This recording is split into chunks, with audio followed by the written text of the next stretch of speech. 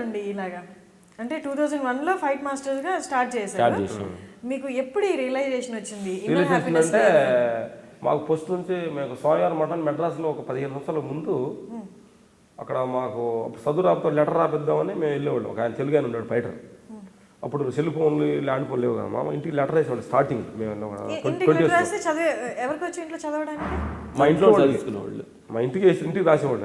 ఇంట్లో చదవడానికి వచ్చా మా అన్నగారు వాళ్ళు అమ్మగారు చదివేవాళ్ళు, మా అన్నగారు కొంచెం చదివేవాళ్ళు, మాకే చదువులేదు బాగా. అక్కడ వెళ్తుంటే మాకు తెలిసిన ఆయన ఇటు సోయార్ మటన్కి వెళ్ళేవాడు. ఆయన దగ్గర కూర్చున్నానికి లెటర్ రాసుకుని వెళ్తే ఆయన లోపల కూర్చున్నప్పుడు ఈ అద్భుతమైన మాటలు కొన్ని బాగుంటాయి. దాన్ని ఫాలో అవుతూ కొంచెం వస్తూ ఈ పేరు కొంచెం డబ్బు పేరు ప్రతిష్టలు వచ్చిన తర్వాత కొంచెం దాన్ని అలాగా డౌన్ అయింది. అది వచ్చిన తర్వాత ఎన్ని డబ్బు పేరు వచ్చే కొంచెం ఇబ్బంది పెడుతున్నాయి. పేరు వచ్చే కొంది ఆ పేరు కాపాడుకోవాలని, డబ్బు వచ్చిన కారణం నుంచి దీన్ని ఎలాగా స్ప్రెడ్ చేయాలని, పేరు పోద్దామనని, డబ్బులు పోతాయన్న భయం స్టార్ట్ అయింది. ఓహో, డబ్బు వస్తే ఆనందపడాలి కానీ ఇది భయపెడుతుందే.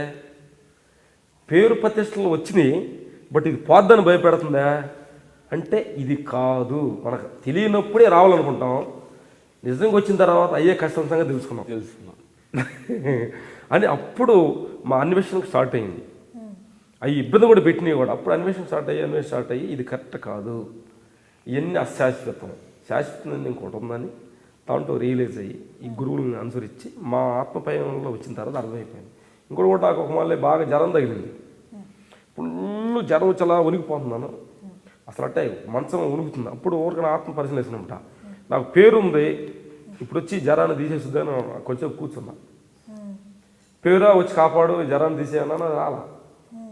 డబ్బులు ఉన్నాయి, హాస్పిటల్కి వెళ్ళి నేను ఒక 10 ఏళ్ళు ఇస్తాను జ్వరం తగ్గిమంటే అతను డాక్టర్ అన్నాడు అంత తేలిక రాదే, నరాలు పట్టుద్ది గట్టాగుద్ది అని. అంటే డబ్బు కూడా అంత తక్కువ తీసేయింది కాదు. అంటే ఇవన్నీ కూడా పాపులో అన్నీ తీసేయలేవు, పాపులో అన్నీ ఉండా ఆనందంగా ఉండే స్థితి ఒక్కటే ధ్యాన స్థితి అని అర్థమైంది. అప్పుడు రిలైజ్ అయ్యి దానికి డైవర్ట్ అయిపోయింది. ఇప్పుడు అంతా ఆనందం, ఈ డబ్బులు ఇది వస్తుంది పోద్ది, పేరు ఇది వచ్చుద్ది పోద్ది, బట్ ఈ శాశ్వత కాదన్న సంగతి క్లియర్గా అర్థమైంది. క్షణిక ఆనందం ఇవన్నీ. ఎందుకంటే మనకన్నా పేరు గల్ల వాళ్ళు చూశారు, డబ్బులు చూసిన వాళ్ళు ఉంటారు, వాళ్ళు పయనించారు, కొన్ని రోజుల తర్వాత మనం పయనిస్తాం. అలా ఆనందంగా ఎంజాయ్ చేస్తూ. సో అలా రియలైజ్ అవ్వడం కూడా అంత ఉండి అవన్నీ ఉండి రియలైజ్ అవ్వడం కూడా చాలా మందికి అవ్వదు. అది మా పూర్వజన్మ సుకృతం అనుకుంటున్నాము.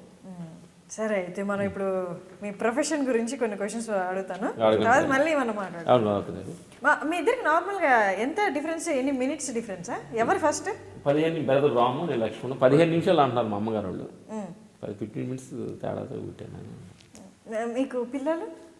పిల్లలు ఇద్దరు, నలుగురు. మాకు ఇద్దరు, బ్రదర్కి ఇద్దరు, నాకు ఇద్దరు.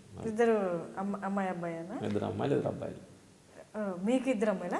2 అమ్మాయిలు 2 అబ్బాయిలు. సరే, ఓకే. నలుగురు పిల్లలు అంతే. ఎవరికి క్వశ్చన్స్ ఉండకూడదుగా. నలుగురు పిల్లలు. నేను మీ రాముని. నేను మీ లక్ష్మణ్ని. మీ రాము, నేను లక్ష్మణ్ని. త్వరలో మా ఇంటర్వ్యూ, మా అనుభవాలు మీరు పంచుకొని, మీకు నచ్చితే ఏదో ఒకటో మాట 2 వాడుకొని మీ జీవితంలో మీరు ఆనందంగా ఉండాలని మనస్ఫూర్తిగా కోరుకుంటున్నాను.